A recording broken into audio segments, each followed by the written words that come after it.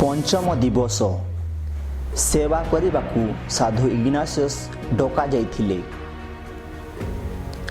लयलार साधु इग्नासियस को ईश्वर को सेवा करने को डका जाइथिला।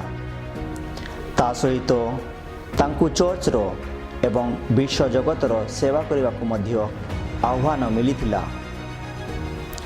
लयलारे तांको मन परिवर्तन होइथिला, किंतु तांकु कार्डनाल नदी कूलरे एक महान आलोकरे गभीर ज्ञान प्राप्त होई ईश्वरंकर एक विशेष दर्शन रे तांकु एक उत्साह एवं जीवनर अर्थ ग्रहण करथिले।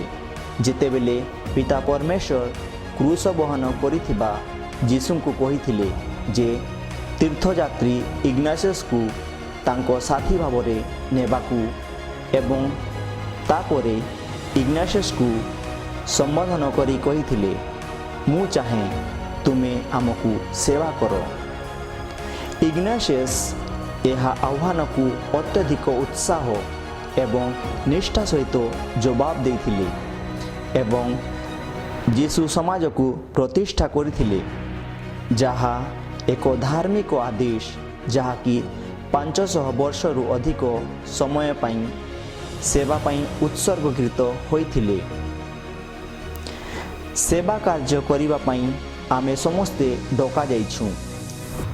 आमे समस्ते ईश्वरंकर पड़ोसी मानकर एवं विश्वर सेवा करिबा पाई आह्वान पाइछु।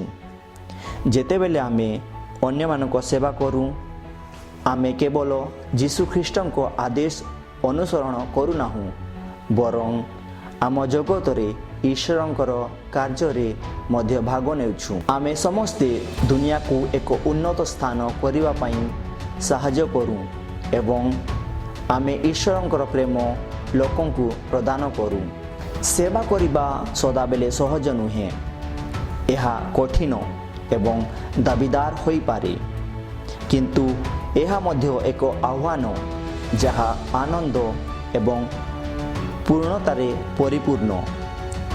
जेतेबेले आमे अन्य मानकु सेवा करूं, आमे ईश्वरंकर प्रेम अनुभव करूं एवं आमे जानू जे आमे दुनिया रे एक परिवर्तन आणु। आसंतु आमे साधु इग्नासियस को मध्यस्थारे प्रार्थना करिबा जे आमे सेवा कार्य पाई आमर निज आह्वान उपरे प्रतिफलित होई परिबा एवं सेवा प्रति आमर प्रतिबद्धता बढ़ी पारिबो।